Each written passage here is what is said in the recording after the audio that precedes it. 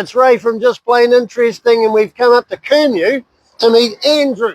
G'day, Andrew. How you going? G'day, mate. How are you? I'm very good. It's good. Now, he flattered us the other day by coming in the shop and saying, we've got some things, I've got some things, rather, up at my workshop that I'd like to release now, and would you be interested in selling them for me? And I thought, well, that's very cool. Thanks very much. And then I found out what Andrew does, and he's got beach pods, which are incredibly cool, and that's why we have to show them off.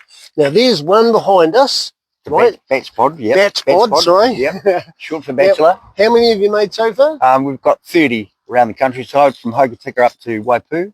Radical. Do you deliver them up there? Yeah, we use Alan from Neville's Transport. Right. He's amazing. And so we got Piha, Muriwai, all over the Dairy Flat, Cow Island, Waiheke Island. So we've actually got them quite a lot spread throughout the upper mainly of the country. And so the further south was Hokitika. Whoa, radical. Yeah. So that's 5 years you've been doing this, yeah? Yep, about 5 years. Nice. But I've been at school architecture, and I'm a master builder and so on. So I've got a background in construction. Yeah, the master builder thing shows here, that's for sure. Yeah. That's a really professional finish. We put a lot of finish. work into the detailing of it and the strength of it. Yeah. Yeah. And the final finish, with the polished birch and stuff like that. So, I like that finish inside. That smells beautiful. Is it Maritone finish? I think they just call it a polished birch. Oh, it's beautiful. Yeah. So this one, unfortunately, we came a week too early, because next week it'll all be wired out and all the rest of it, but you get the general idea. And what's your web address so they can look them up on the web? www.bachpodz.com. BACHPODZ.com. Cool, and I can take some cards and put them in the shop for you. Absolutely, that'd be great. Yeah, no worries. No, very good. Okay, let's check this out, because I'm really blown away by this. This is very, very cool. I love the finish and the little deck as well. It's very cool. We oil the deck with, with good natural oil, so you don't get splash onto the cedar. Right. So, nice. So they see it fades a bit, but they're pre-oiled. So, and use stainless steel screws everywhere here. So this one, and if you're interested in this, which you should be, Andrew's selling this one for 10,000 less, because this is the last one of this size, and then he's going to increase the range and build units with toilets and bathrooms in them. As separate buildings. Are they? Right. Yeah, so you sort of have a deck in between, and the ablution spot could be along the back, and one pod could be a living, a bedroom and a shower, bathroom. Then you walk through the laundry, into the kitchen, dining, lounge. So you got a mini house. Right. But for transport, for transporting and landing, this is best, because over 3 meters you've got to have a pilot when you do the transport. So we're very aware of that cost factor, of the efficiencies. Right. Oh, it keeps the cost down. It makes your money go a lot further. That's right, yes. But there's storage over the top inside. A little bit of storage up the top. Yeah. It's more for the volume space. Actually, an interesting thing, the acoustics, and the guy bought it from Hokitika, Luke Hurley, brilliant New Zealand musician. He played his guitar, and he bought one that's down there, and he says the acoustics here, I mean, you can hear it in my voice. The sort of the resonance and stuff. And so it's actually some lady a woman at Piha. She plays the piano big time, and so she'll be, she wants to use this as her studio music. Cool. Yeah. Yeah, no, this is it's a shame we didn't come next week. I'm sorry about that. No, that's all right. The finished product would be a lot nicer for people to see. Yeah. But it's going to be quality fit out, so out to the standard of the outside, so no one will be disappointed. No, we don't disappoint people. That's our mantra. Yeah, no, that's it, isn't it? 5 years, you wouldn't exist in business if it wasn't a caliber product. No, and I was in a company called Blue Skies Construction years ago, and we built a lot of houses for many, many architects and jazz max and so forth. And so that reputation, precedes moving on to this. And it's interesting. such a small body of building compared to what we normally did, is there's still a lot of thought. Every corner is thought about. So it's actually quite a good exercise in design and reasonable economics for people to sleep in. Right. Oh, yeah, that's beautiful. And double glazed, of course. Yeah, beautiful. And the double glazed. The window's a good square section. You can feel it. Yeah, good solid quality. Good solid quality. So we've tried to get the best material in every corner, every detail. Succeeded. Yeah, I think so. Cool. All right, let's go and have a look at your exciting things. Yep. All right. Go.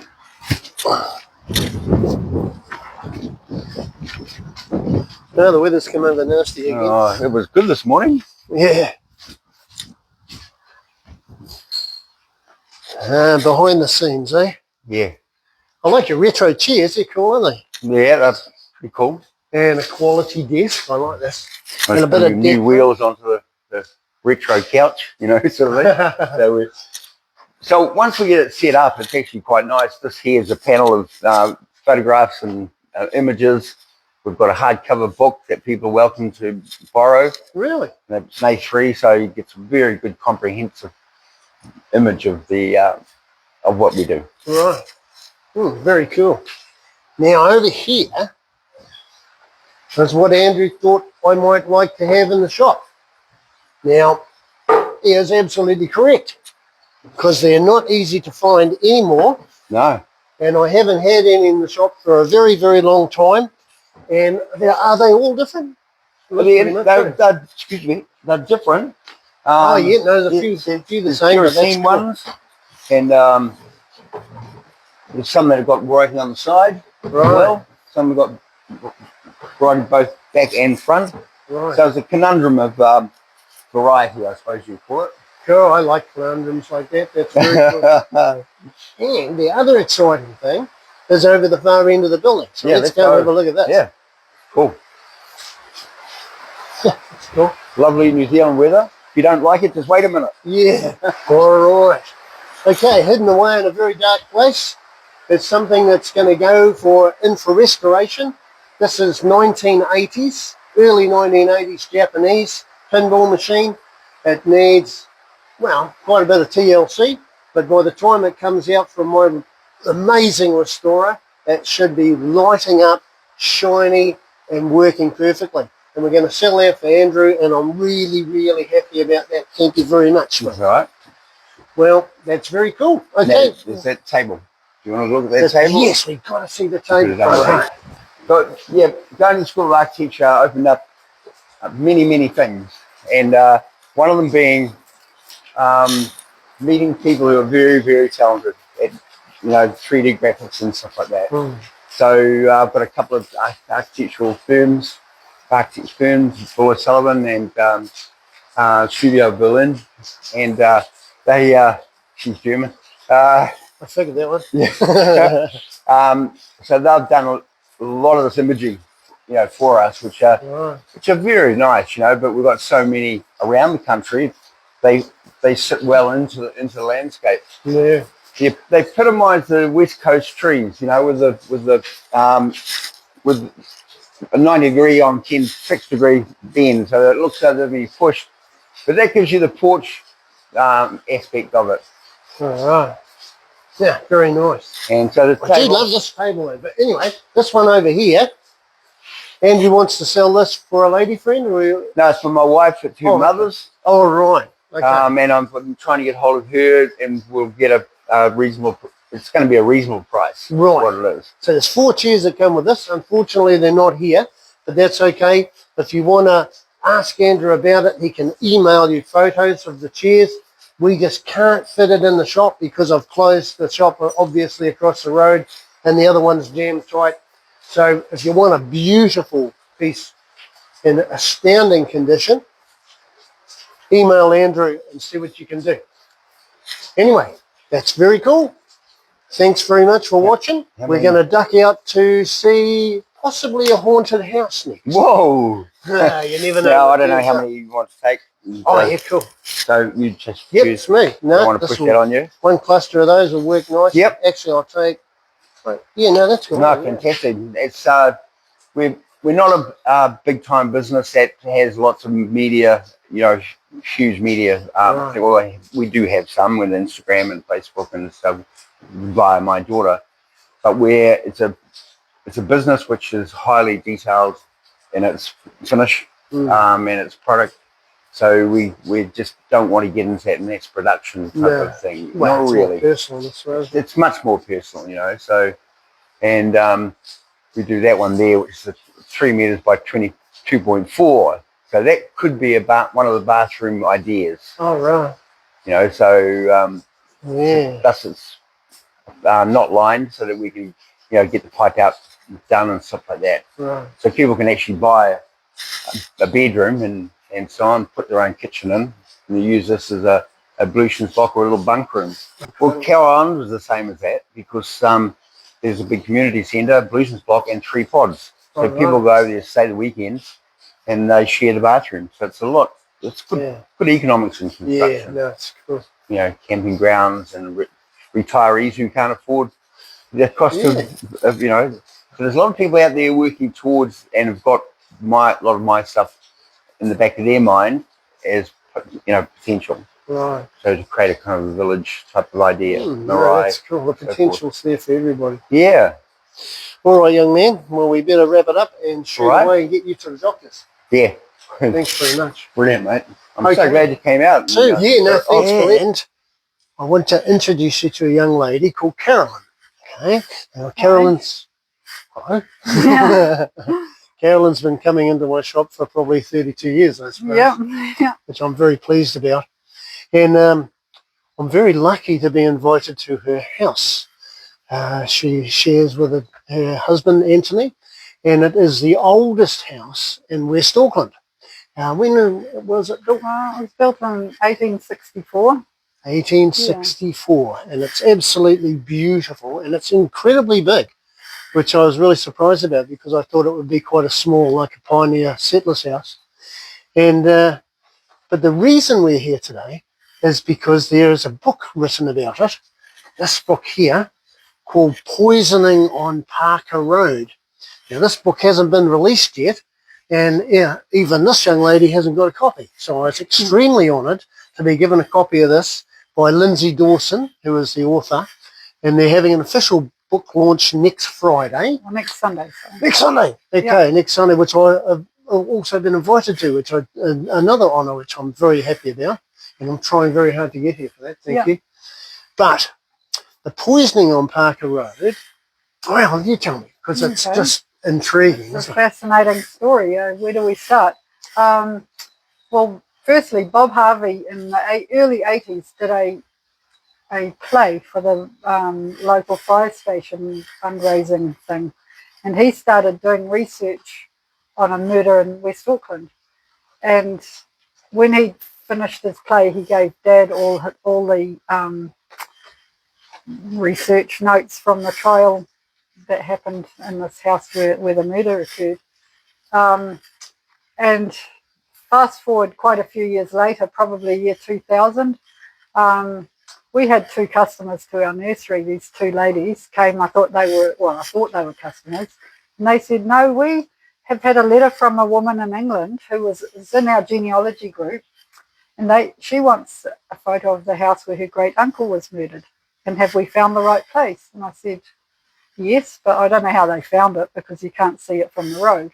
No, so I showed them probably to this point where we're standing. They took the photo and I said, do you have the letter from this woman in England? Because I'd love to write to her. So they gave me the letter. I put it through our fax machine and then asked Dad about all Bob Harvey's notes, which I'd never read because they were all on microfiche. Oh. So I had a magnifying glass, and about 3 or 4 weeks later, this whole story started evolving for me, which I didn't really know. And we knew there was a murder because I grew up here as a kid and there's always rumours. But this was a story I had never heard of how he got poisoned. Did Williams, the gentleman that died, the guy who died, yeah, well, he was English. He's buried in the Oratia Cemetery. All right. And then Mr. Scott, who did the murder, is buried at Waikamiti. He got hanged. But he lived just up the road from here. Right. So that's all in the book. So he was having an affair with William's So wife, the guy up the road was the farm worker. And William and Sarah Ellis, his wife, they had 2 little boys, and the oldest one had just died from kidney disease. And I'm reading between the lines, and I might be wrong, but I think the love affair occurred because of the tragedy of losing that child, and maybe Scott was a shoulder to cry on, and maybe Mr. Thompson went into his shell. I don't know what happened, but he didn't just have an affair. And did William and Alice build the house? No, the murder was 1892. All right. So the house was built in 20 years earlier. Yeah. But this is the house is on a famous business land, isn't it? That's business land. Well, where your business was, your family business. Yeah. So this house was on a 40-acre property, and in the 1800s, when the settlers arrived, and I think it was all over New Zealand, but I know in this area, the government were giving away 40-acre parcels of land, so for settlers to start being able to live here. And this particular area was cutting down kauri trees. Right. So all the kauris that came through Huia into Onehunga and all that, this property, I think, was growing food for the bullocks that went into the forest. I think. Oh, really? Yeah. The house itself is built out of split kauri. That's what upstairs is. Right. And Dad found an old pit down the back, so that they did all pit sawing with the kauri. Right. So there's a pit on this property. So it's got a lot of history. You have to be a true pioneer to be a pit sawing chap, you know. Yeah. Split your But we don't life. really know much about before Lindsay did. Yeah, we do have who owned it, but I haven't done much research into before the Thompsons. Well, I'm not surprised, but you've been here for 60 years. You were born in this house. Here, yeah. Very cool. This year. That's pretty amazing. But you've got a beautiful collection just inside the door. So come inside. Yep, come inside and check it out. Yeah, so I've just put a little bit of a collection together for our open weekend, or open book launch next weekend. And on the wall is a picture of William Thompson. And the top picture is this house when he lived in it. And the bottom house is Mr. Scott's house. Oh, right. Actually, it's not even his house. It was his uncle's house. That's right. Yeah, I remember. I read as much as I could before I got here. Alex Scott was an interesting character.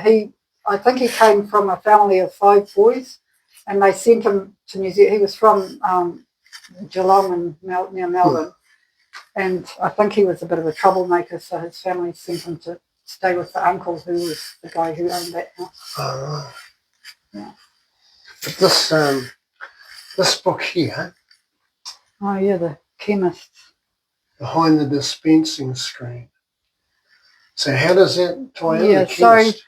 So the reason the Thompsons came to New Zealand was because one of the uncles was a chemist, or came to New Zealand for the gold rush, and he was the early chemist in Thames.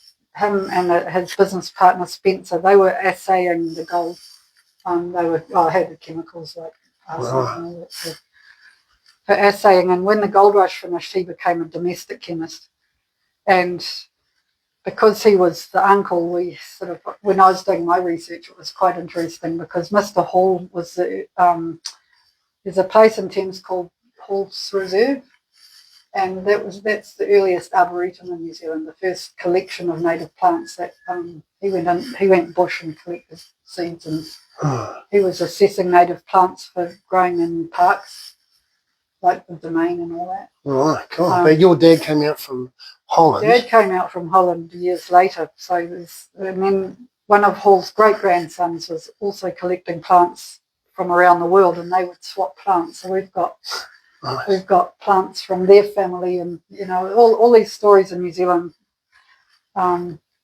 are intertwined, and I think because we're just a small country and Wow, you it's start nice digging and around, you find all these So connections. then, your dad's business was Land's End That's right. in Parker Yeah. Road, and that's been a household word, at least in the western suburbs, forever. For a long time. Yeah.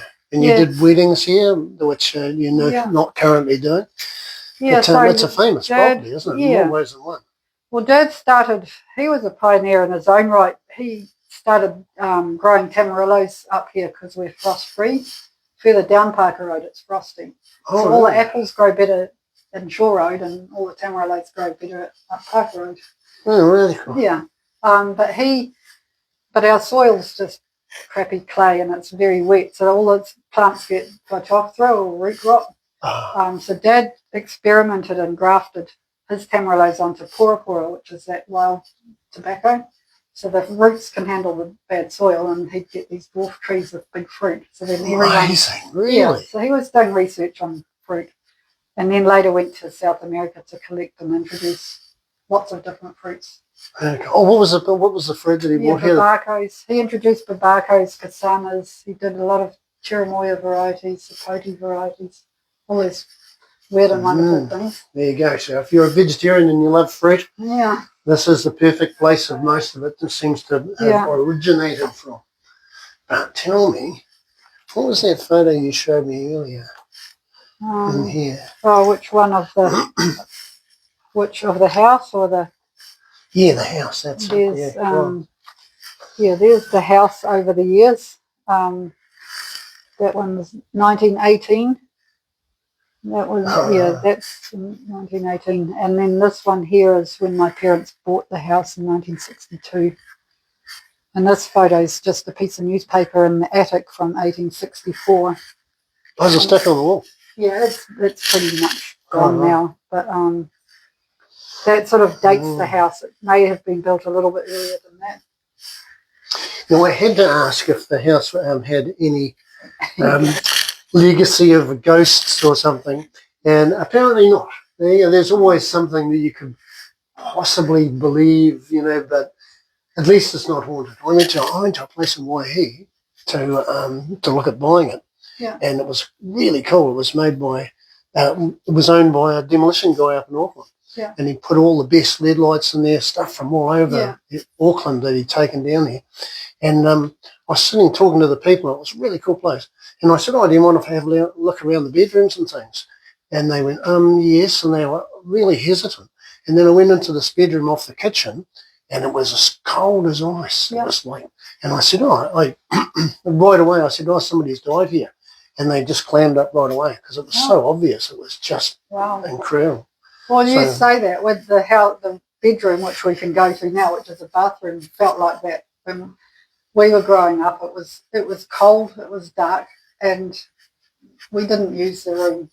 And the Davidson family also said the same, that it was the room that got used the least.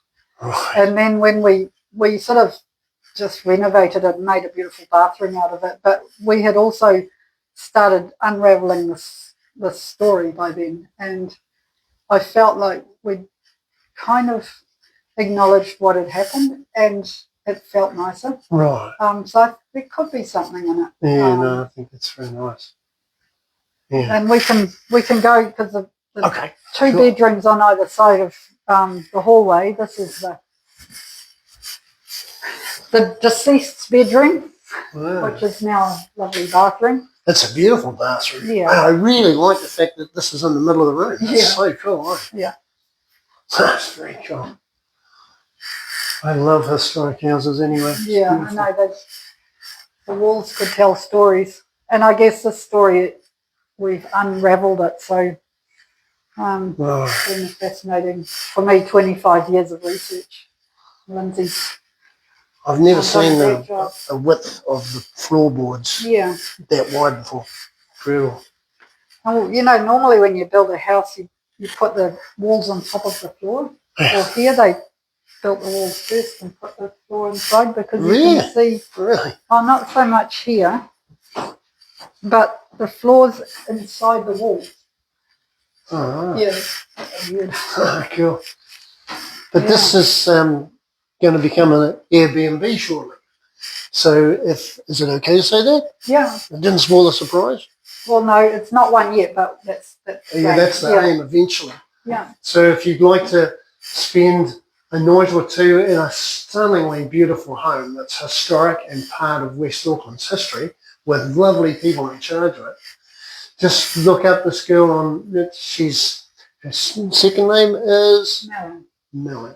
Yeah. Okay, so it's Carolyn and Anthony Melling, and they're at 108 Parker Road, which is an infamous road in West Auckland. It's full of historic families have their roots here. Yeah, But it's a a beautiful wonderful garden with a story too. Yeah, no, That's a different story for another time. Is it? Oh, okay. Cool. Well, yeah. Anyway, we were very lucky to come here, be invited here. And keep an eye open for that book, Poisoning in Parker Road, because it's a fascinating read. And a lot of people have put their heart and soul into researching it, and it's well worthwhile.